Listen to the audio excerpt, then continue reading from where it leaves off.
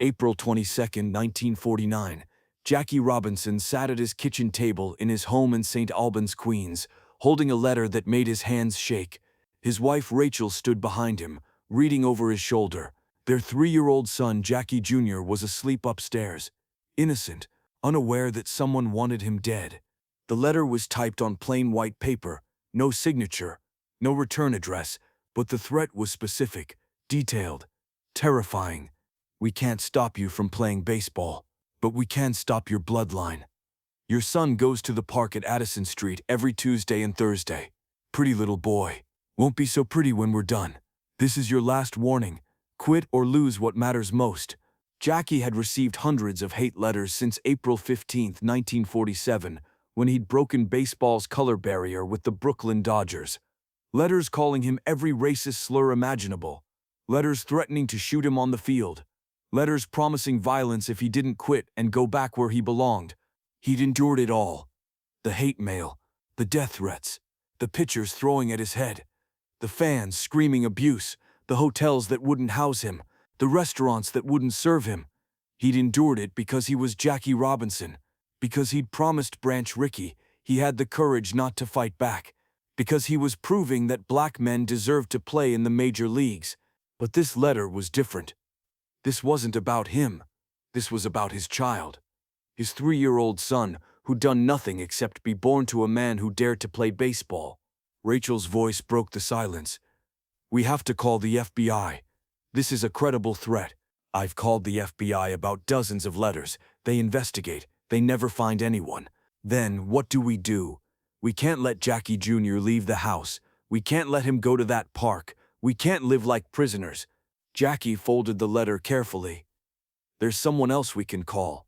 What happened over the next 2 weeks would connect baseball's greatest pioneer to Harlem's most powerful protector. And it would prove that sometimes justice requires channels that exist outside the official system. Sometimes protecting what matters most means calling someone who operates in the shadows. To understand why Jackie Robinson needed Bumpy Johnson in 1949, you need to understand what Jackie was facing. Breaking the color barrier wasn't just about being good at baseball. It was about surviving a coordinated campaign to drive him out of the sport through intimidation, violence, and terror. The threats weren't random. They were organized. White supremacist groups, angry fans, people who believed baseball should remain segregated forever. They wrote letters, made phone calls. Some even showed up at games with weapons before being caught by security. The FBI investigated the most serious threats, but they rarely caught anyone. The letters were untraceable. The phone calls came from payphones. The people making the threats were smart enough to cover their tracks. And even when the FBI identified suspects, proving intent to harm was difficult. Threatening letters occupied a legal gray area. Unless someone actually attempted violence, prosecution was nearly impossible. So the threats continued. Month after month, year after year. Jackie endured it because he had to. Because he'd made a promise. Because backing down meant proving the racist right, that black men didn't have the courage to integrate white institutions. But when the threats shifted from him to his child, everything changed. Jackie could accept risk to himself. He'd signed up for that. But his son, a 3-year-old who'd never asked to be part of this fight, that was different.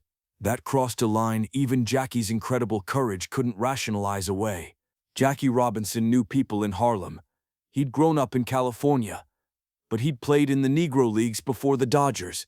Had connections to black baseball's infrastructure. One of those connections was Roy Campanella, his teammate on the Dodgers, who'd grown up in Philadelphia but had roots in Harlem's baseball scene.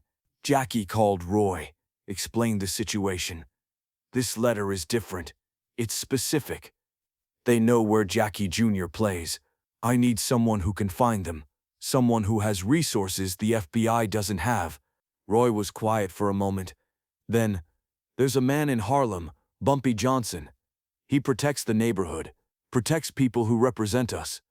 I don't know if he'd help with something like this, but I can make an introduction. Set it up."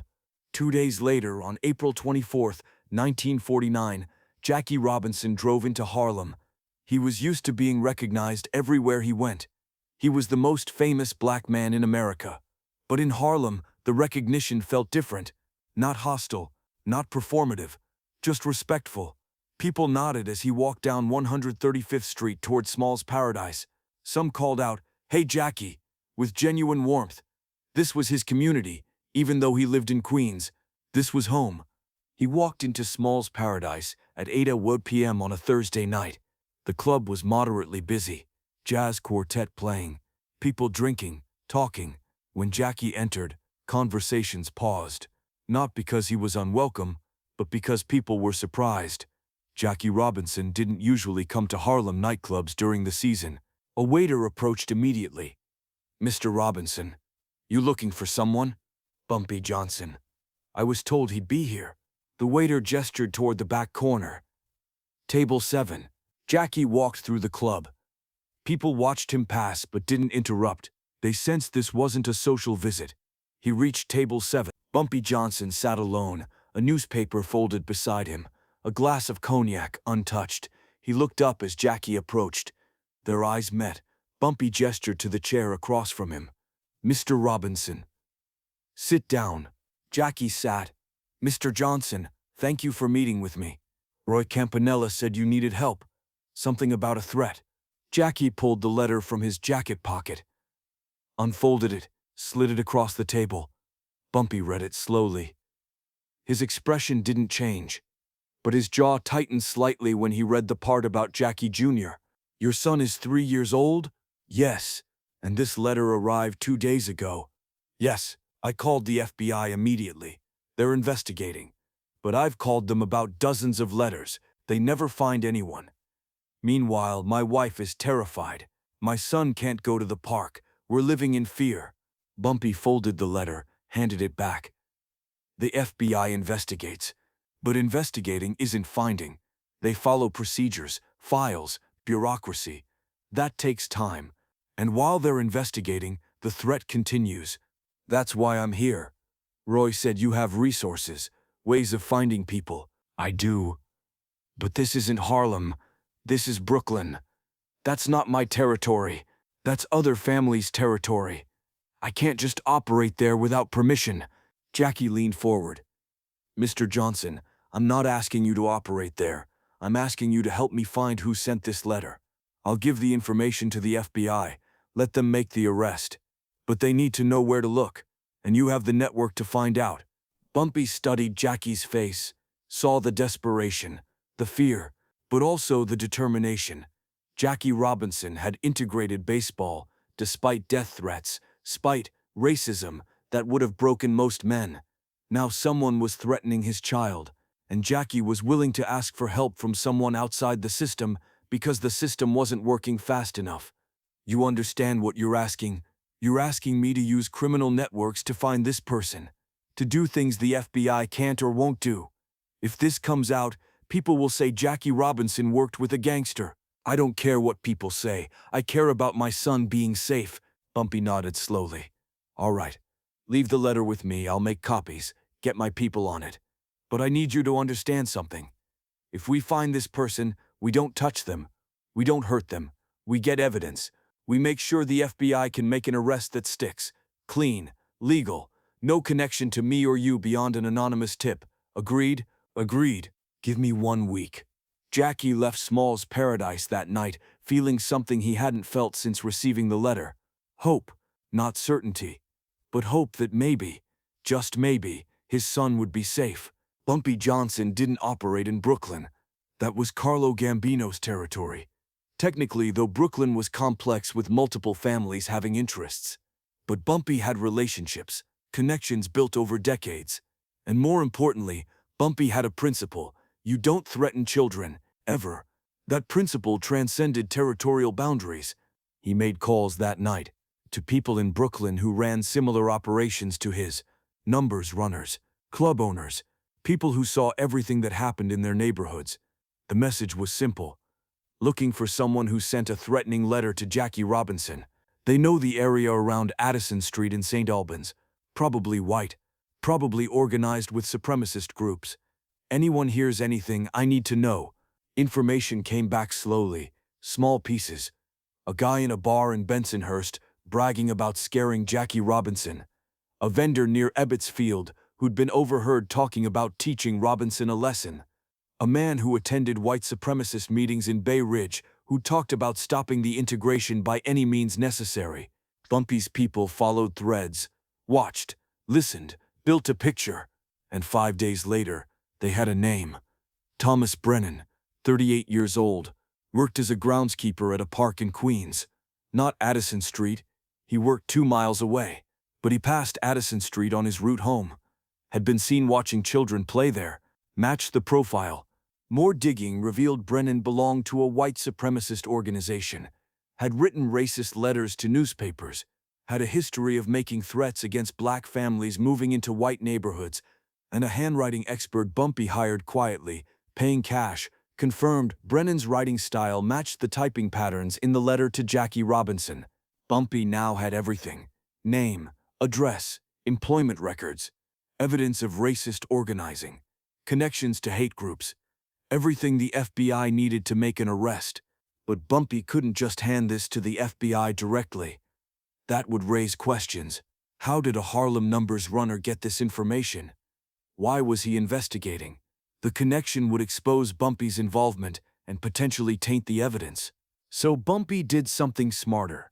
He arranged for an anonymous package to be delivered to the FBI field office in New York. No return address, just a thick envelope containing Thomas Brennan's name and address, copies of his membership in white supremacist organization, witness statements typed, anonymous, placing him near Addison Street, handwriting samples showing his typing style. A note: this man sent the threatening letter to Jackie Robinson. Interstate threats, federal crime. You have enough to get a warrant. The package arrived at the FBI on May 2nd, 10 days after Jackie received the letter. The FBI moved quickly this time. They had a name, had evidence, had jurisdiction, threatening letters across state lines, federal crime. They got a warrant, searched Brennan's apartment, found more racist literature, found a typewriter, found carbon paper with practice letters that matched the phrasing in the letter to Jackie. Thomas Brennan was arrested on May 5, 1949, charged with sending threatening communications, federal crime, 3 years in prison plus fines. The FBI publicly took credit for excellent detective work. The newspapers ran stories. FBI arrests man who threatened Jackie Robinson's son. Nobody mentioned Bumpy Johnson. Nobody mentioned the anonymous tip. Nobody knew how the FBI had suddenly found someone after investigating dozens of threats for 2 years without results, except Jackie Robinson. Because Bumpy had called him the day before Brennan's arrest. The FBI is about to make an arrest. The man who sent the letter. He's going to prison. Your son is safe. How did you? The FBI did their job. That's all anyone needs to know. How can I thank you? You already did. You broke the color barrier. You're proving that we belong everywhere. You're protecting the next generation from having to fight the same fights. That's worth protecting. Jackie was silent for a moment. I need to repay you somehow. If you want to do something, keep playing. Keep winning. Keep showing them that we're not just equal, we're better. That's payment enough. May 10, 1949. The Brooklyn Dodgers played the New York Giants at the Polo Grounds. Jackie Robinson went 3 for 4 with 2 stolen bases. After the game, a reporter asked him if he'd been distracted by the recent threat against his son. Jackie's response: my son is safe. The FBI did excellent work, and I'm grateful to live in a country where threats against children are taken seriously and prosecuted. He didn't mention Bumpy Johnson. Couldn't, but he didn't have to. In Harlem, people knew. In the neighborhoods where Bumpy operated, the story spread. The story of how Bumpy Johnson had protected Jackie Robinson's son when the official system was moving too slowly. For the next 19 years until Bumpy's death in 1968, Jackie Robinson and Bumpy Johnson maintained a quiet connection, not friends in the public sense, but allies, mutual respect. Jackie would occasionally send tickets to Dodgers games. Bumpy would occasionally attend, sitting in regular seats, not drawing attention, just watching the man who'd broken baseball's color barrier continue to excel. When Jackie retired from baseball in 1956, he became a civil rights activist, worked with the NAACP, fought for integration in housing, employment, education. He occasionally spoke about the dangers he'd faced as a pioneer, And sometimes, carefully, he'd mention there were people who protected us when we broke barriers, not just teammates, not just fans, people you'd never expect, people who understood that protecting pioneers matters. That protection came from all corners of our community. He never said Bumpy's name, but people who knew. When Bumpy Johnson died on July 7, 1968, Jackie Robinson sent flowers to the funeral. The card read simply, "For the man who protected what matters most. My family will never forget. Thank you, Jackie Robinson." The card was brief, private, but everyone at that funeral who saw it understood what it meant. Jackie Robinson, one of the most important figures in American history, was acknowledging that a Harlem street kingpin had saved his son's life. That's the Bumpy Johnson story that doesn't get told.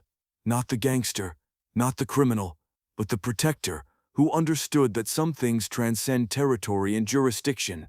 That when a child is threatened, you act. That when someone represents progress and hope for your entire community, you protect them, even if it means operating outside the boundaries of law and territory. April 1949, someone threatened Jackie Robinson's 3-year-old son.